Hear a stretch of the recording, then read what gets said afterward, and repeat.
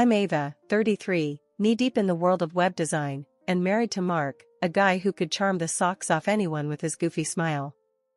We met back in college, at some dingy bar where the music was too loud, and the drinks were cheap.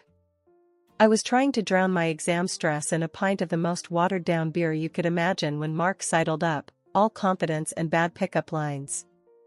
"You look like you've lost your last friend, can I apply for the position?" he had said, and despite the cheesiness, I laughed. That laugh sealed our fate. Fast forward through years of cramped apartments, late-night takeouts, and dreams bigger than our paychecks, we tied the knot, ready to start a family. But, as it turned out, dreaming was the easy part. Years went by with no baby in sight. Every negative test felt like a punch in the gut, and the silence in our home grew louder with each passing month. Mark tried to keep things light, always the joker, but I saw the strain behind his eyes. "Hey, we still got each other, right? Me, you, and this invisible baby makes 3. He'd jest, trying to wrap me in a hug as I stared off into space, wondering why something that came so easily to others was out of our reach. One chilly morning, feeling off and a bit queasy, I called in sick. Alone, with Mark off to work, I found myself staring at a pregnancy test in the bathroom. "What the heck?" I muttered to myself, the words echoing off the tiles. The silence of waiting was suffocating, and when those 2 little lines appeared, I couldn't breathe. "No freaking way," I whispered, my heart slamming against my ribs. I was still staring at the test, disbelief and joy warring in my chest, when Mark came home. He found me on the sofa, the test clutched in my hand like some precious talisman. "What's up? You look like you've seen a ghost," he said, dropping his keys and coming over. We're pregnant," I managed, the words feeling foreign on my tongue. He froze, his eyes flicking down to the test and then back up to meet mine. "Are you shitting me?" he blurted out, the shock on his face mirroring my own feelings. "No, I'm not," I said, a laugh bubbling up from somewhere deep inside. "I'm not shitting you." The moment stretched out between us, filled with a wild, disbelieving joy. Then, Mark scooped me up, twirling me around like we were in some kind of movie. "I'm gonna be a dad," he yelled, laughing, his usual reserve lost in the moment. The next day, he came home with a small box, wrapped clumsily in shiny paper. "For you," he said, a shy grin on his face. Inside was a pair of earrings, mother of pearl, shimmering softly. They were beautiful, unusual, and very noticeable. "To celebrate our little miracle," he said, his voice thick. I touched the earrings, then reached up to kiss him. "Thank you," I whispered, my eyes filling with tears. Not just for the gift, but for this moment, for us, for everything we had endured to get here. Mark, always the one to break a sentimental moment with humor, winked and said, "Now, don't go saying I never give you anything nice." Those earrings became my talisman, a symbol of our unexpected joy, a reminder of the day everything changed. After the initial shock and joy, reality set in. Pregnancy wasn't the glowing experience I'd been sold by every happy family photo and movie. It was hard, really hard. Morning sickness should have been called all-day sickness. I was a web designer by trade, glued to my screen, but now even the faint glow made me queasy. Mark was as supportive as he could be, but there's only so much understanding a guy can have when he's not the one turning into a human barf machine. "Babe, can you try working from the bed? Maybe it'll help," he suggested one evening, finding me hunched over the trash can in our tiny office. I shot him a look, half irritated, half grateful for his clumsy attempts at problem solving. "Yeah, 'cause coding while lying down is peak efficiency," I snapped, immediately regretting my sharpness. "Sorry, it's just, this is tough." As the weeks trudged on, my body became a foreign entity. I gained weight, my back ached constantly, and I developed a weird aversion to the smell of coffee, which used to be my morning lifeline. Mark tried to help by switching to tea, but he wasn't happy. "This is like drinking sad water," he complained one morning, staring mournfully at his mug. I'd kill for a cup of sad water that didn't make me want to hurl. I retorted, sipping ginger tea that did nothing for my nausea but was supposed to be good for me. Work became my refuge, the one place I felt some control, even as my body rebelled. My manager, seeing my struggle, offered me the chance to work remotely. "Take care of yourself, Ava. We need you at your best, not at your breaking point," she advised over a video call, her face a pixelated mask of concern. "Thanks, I'll try not to code any bugs into the system along with the baby," I joked, grateful for her understanding. Mark was thrilled when I told him about the remote work arrangement. "That's fantastic. You can barf in the comfort of our home now," he said, wrapping me in a careful hug. "Yeah, the glamour is non-stop," I replied dryly, leaning into his warmth. But as the months wore on, the challenges only grew. Every appointment, every ultrasound, was a mix of terror and excitement. Mark was a rock, holding my hand, making bad jokes to the doctors, and promising over and over that he'd be there, no matter what. But as much as Mark was there for me, I couldn't shake the feeling of isolation. My body was doing something miraculous, sure, but it felt more like an alien takeover. I envied women who breezed through pregnancy, who glowed and thrived while I barely survived. One particularly hard day, after a night of no sleep and too much heartburn, I broke down. "I don't know how I'm supposed to do this, Mark. How do women do this more than once? I feel like I'm falling apart." Mark, ever my rock, pulled me close, stroking my hair back from my tear-streaked face.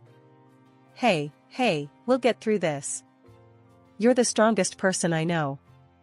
And remember, at the end of this, we get to meet our little alien overlord. That's got to be worth all the sad water and barf, right?" I couldn't help but laugh through my tears. "Yeah, I guess it is."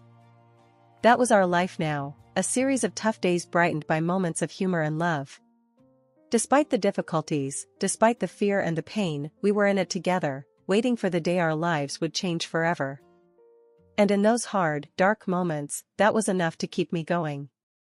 After the baby came, I thought we'd be living in some kind of bliss. But, let me tell you, it was anything but. Our little bundle of joy? More like a tiny tyrant who refused to sleep. Night after night, it was just me, pacing the floor, trying every trick in the book to get him to settle. "Mark? Useless. I've got work in the morning," he'd grumble from under the pillows, as if I was heading off to a spa day instead of logging into my own mountain of work with a side of zombie-like exhaustion. "Great, 'cause apparently I don't work, right?" I'd snap back, bitterness creeping into my voice. It wasn't like my job just paused because I had a baby. Then, just when I thought we were getting the hang of it, life threw another curveball. I was pregnant again. The shock of it nearly bowled me over. "This can't be happening," I whispered to myself, staring down at the test. 2 kids under 2? How were we going to manage? Mark's reaction? "This is great news." He beamed, clearly not the one who'd have to push another human out of his body or juggle meetings with morning sickness. "Great? Mark, we're barely hanging on as it is," I retorted, my stress levels skyrocketing. "We'll manage." "We always do," he said, but his words felt hollow. Easy for him to say. His parents, Diane and Jack, bless them, swooped in like some kind of cavalry. They'd drive in from out of town, armed with casseroles and an eagerness to help. "You kids need a break," they'd insist, taking over with a competence that left me both grateful and a little resentful. Why couldn't it be this easy for us? When our daughter arrived, all those fears and frustrations seemed to melt away, at least for a little while. Holding her, everything just fit. Like she was the piece of our family puzzle we didn't know was missing. "Hello, beautiful," I whispered, tears of joy replacing those of exhaustion. But the reality was, we were in over our heads. Mark was over the moon about our daughter, sure, but his solution to our chaos was to dive even deeper into work. "We need the money," he'd say, a defense that was getting old. "More than we need you?" I'd counter, watching the gap between us grow wider with every late night and missed dinner. His parents became our lifeline, filling in the gaps, supporting us when we were too stubborn to admit we needed it. It was a weird mix of gratitude and guilt, relying on them so much. In those early days, staring down at my daughter's face, I couldn't help but feel a twinge of hope. Maybe, just maybe, we could make this work. But as the sleepless nights stacked up and Mark's presence became more and more like a guest appearance, I couldn't shake the feeling that we were drifting further apart. "Look at her, Mark. She's perfect," I'd say during one of his rare moments at home, hoping to bridge the gap between us. "Yeah, she is," he'd agree, but his eyes were always on the clock, his mind elsewhere. After our second kid came into the picture, things didn't magically get easier like I hoped. Between the sleepless nights and trying to keep up with work, I noticed the pounds piling on. It wasn't just the baby weight anymore, it was stress, lack of sleep, and grabbing whatever I could eat during a rare moment of peace. Mark? He seemed more distant than ever. Where we used to crash on the couch together, exhausted but together, now there was just this cold space. I told myself it was just a phase, that we'd get back on track soon. But deep down, I was worried. His work became his excuse for everything. Late nights, weekends, even business trips that seemed to pop up out of nowhere. Meanwhile, I was killing it at work, somehow managing to juggle deadlines and diapers. The kids, bless them, were turning out to be my little motivators. Seeing them thrive, especially after I managed to get them into a decent private kindergarten, gave me a weird sense of accomplishment. But Mark and I? We were like ships passing in the night. And when he finally did drop his bombshell, it hurt like hell. "You've let yourself go," he said one night, out of the blue. No lead-up, no gentleness, just those words, cutting deep. I was stunned. "Excuse me?" He shrugged, as if he'd just commented on the weather. "You're not. I'm just not attracted to you anymore." It felt like a punch to the gut. Here I was, trying to hold everything together, and this was what I got. Tears stung my eyes, but I was too proud to let them fall in front of him. "So, what? You're just giving up on us?" He didn't even have the decency to look conflicted. "I don't know, Ava. It's just how I feel." That night, I cried myself to sleep, not sure how we'd gotten to this point. But by morning, I was done feeling sorry for myself. I decided to take control, for me and for our kids. I started eating better, joined a gym, and threw myself into my workouts with a vengeance. Mark's reaction? If you could call it that, was a big fat nothing. He noticed, sure, but he didn't care. Not really. He was too caught up in his own world, treating the kids like they were more of a burden than a blessing. "We should have thought this through," he'd say, casting a cold eye over the chaos of toys and laughter. I bit back the sharper retorts that came to mind. Arguing wouldn't change how he felt, but I couldn't help but wonder when he'd become this person, so distant from the man I'd married. Despite it all, I pressed on. The gym became my sanctuary, a place where I could shed the weight and the worries. Slowly, I started to see progress, feeling stronger, more like myself than I had in years. But as I changed, Mark stayed the same. Indifferent. Distant. It was like we were living separate lives under the same roof. I missed him, or at least, I missed the idea of him, of us. Our wedding anniversary was rolling around, a day that used to mean champagne toasts and stolen kisses. This year, though, it felt more like a reminder of everything that had gone sideways between Mark and me. But I'm a fighter, always have been. So, I cooked up a plan to maybe, just maybe, salvage whatever was left of us. I called Mark during one of his rare breaks at work. "Hey, our anniversary's coming up. Thought maybe we could do something special," I ventured, heart hammering. There was a pause, long enough for me to regret bringing it up. "Sure, Ava. What did you have in mind?" His voice was flat, distracted. I pressed on, nerves be damned. "How about a weekend getaway? Just us, no kids, no distractions." "Sounds expensive," was his immediate response, and I could almost hear his eyebrows raising in skepticism. I bit back a sigh. I found a deal. It'll be nice, Mark. Like old times. He was silent for a moment. All right, book it. But it's your show, Ava. I'm swamped here. Not exactly the enthusiastic partner I was hoping for, but I'd take it. I went all in, booking a cozy hotel room and arranging for his parents to watch the kids. I needed, this weekend to be a turning point for us. The day before our trip, I laid out the dress I'd bought especially for the occasion. I tried to find the mother-of-pearl earrings that Mark gave me, but they were missing somewhere. It's okay, I thought, because everything else is ready. I waited for Mark at the hotel, anticipation turning to anxiety as the hours ticked by. My phone was silent, his side of the bed untouched. Finally, I couldn't take it anymore. I called him, my voice shaking. Mark, where are you? You're late. Look, Ava. I'm not coming, he said, and just like that, my fragile hope shattered. What do you mean you're not coming? It's our anniversary, Mark. I was on my feet now, pacing the room. He sighed, a sound that felt like a slap. I can't do this, Ava. Pretend everything's okay. I'm sorry. The world spun. So that's it? You're giving up on us? My voice broke, the hurt too raw, too deep. I don't know what else to do, he admitted, and the finality in his voice was a blow I wasn't prepared for. I hung up, numb. The night stretched on, endless and empty. I didn't sleep. How could I? Every second was a reminder of the gaping chasm between us, of the love we'd lost somewhere along the way. The next morning, I made a decision. If Mark had given up, fine. But I wouldn't let this break me.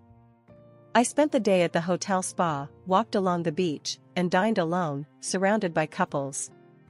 It was both liberating and profoundly sad. Returning home, I braced myself to face Mark, to confront the ruins of our marriage. But the house was quiet, too quiet. His parents greeted me with confusion and concern. Where's Mark? They asked, echoing the hollow ache in my heart. I didn't have an answer. The truth was, I didn't know where my husband was, physically or emotionally. Our anniversary, once a celebration of us, had turned into a stark, painful milestone marking the end of us. In that moment, I knew things couldn't go on like this. The distance, the silence, the pain, it was too much. I needed more, deserved more. It was time for a change, time to face the future, whatever it might hold, head on. But first, I needed to find those earrings, the last link to a time when love, not loneliness, filled our home. They were gone, just like the man who'd given them to me. And with that realization, the last piece of my broken heart finally gave way. The next few days were a blur of routine, taking care of the kids, working, and the constant, nagging thought of Mark's absence. It wasn't until I was out in the yard with the kids that the piece of the puzzle I wasn't even aware was missing fell right into my lap, or, more accurately, walked right up to my fence. It was our neighbor, Jenny, young and always friendly, but I hadn't really spoken to her since the kids came. Today, she was all smiles, waving at the kids. That's when I saw them, the earrings. My earrings. The mother-of-pearl ones Mark had given me, shimmering in the sunlight as she tucked a strand of hair behind her ear. Nice earrings, I said, trying to keep my voice steady but feeling the sting of betrayal. Jenny touched one ear self-consciously. Oh, these? They were a gift from someone special. She stumbled over her words, her face flushing. Someone special, huh? I couldn't hide my skepticism. They look a lot like a pair I used to love. Went missing recently. The conversation was awkward, full of half-truths and dodged looks. It was clear there was something she wasn't saying. Later that evening, I confronted Mark. We need to talk, I started, my voice firm despite the turmoil inside. What's up? He tried to sound casual, but I could see the tension in his posture. It's over, Mark. I'm filing for divorce, I said without preamble, watching his reaction closely. He blinked, taken aback. What? Why? Don't play dumb. I know about Jenny. The earrings, Mark. And everything else. I pressed on, feeling a mix of anger and heartbreak. For a moment, he looked genuinely shocked.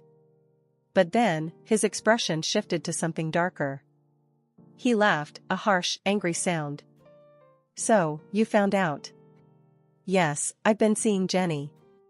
Gave her those earrings, because I wanted to. I don't care about us anymore, Ava. His words were like a knife. But I was prepared. I want you out, Mark. And I expect financial compensation for your adventures. He exploded at that. Compensation? You won't get a dime from me.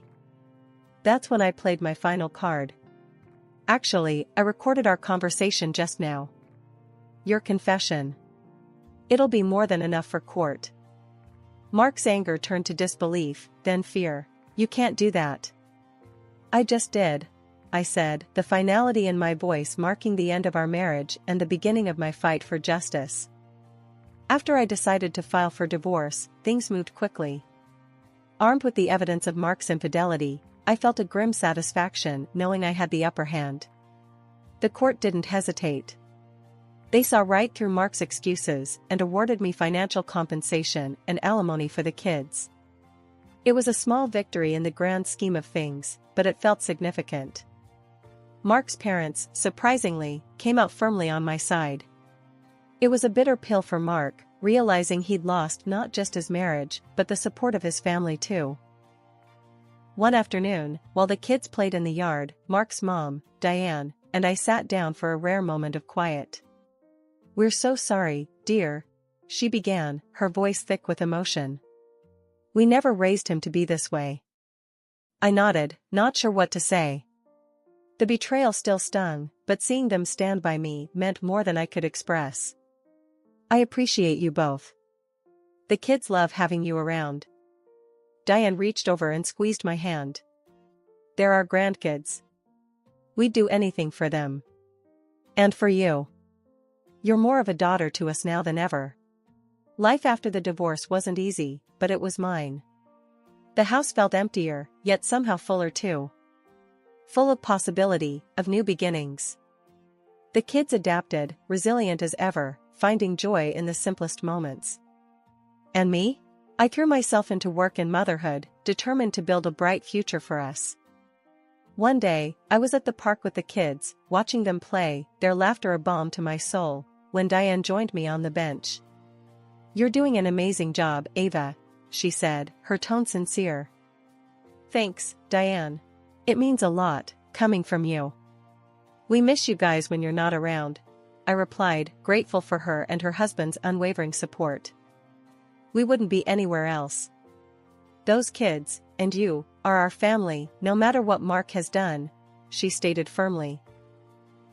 The conversation shifted to work, to the kids' latest antics, to the future. It was comforting, this new normal we'd established. A testament to the fact that family isn't always defined by blood, but by the bonds you build. As the months passed, I found strength I didn't know I had. The gym became a regular escape, not just for my physical health, but for my mental well-being too. My body grew stronger, and with it, my confidence. Then, one unexpected afternoon, I ran into Mark at a local cafe. The man sitting across from me was a stranger in many ways, worn down by his choices. Ava, you look great, he said, almost in awe. I nodded, polite but distant. Thanks, Mark. How have you been? Struggling, he admitted. Listen, I've been thinking, maybe we could start over? I've changed, Ava. The words hung in the air, a tempting offer to rewind time. But looking at him, I realized I didn't want to go back. I had moved forward, built a life that was whole and happy without him. Mark, I wish you well, I really do. But that part of my life is over. The kids and we're doing great. It's best we keep moving in our own directions, I said, my voice steady. He nodded, disappointment etched on his face. I understand. I miss the family, you know? I know, but we're doing just fine. Take care of yourself, Mark, I replied, standing to leave. Walking away, I felt a surge of empowerment. The encounter, brief as it was, reinforced how far I'd come. I was no longer the woman who waited for her husband to come home. I was Ava, strong, independent, and thriving.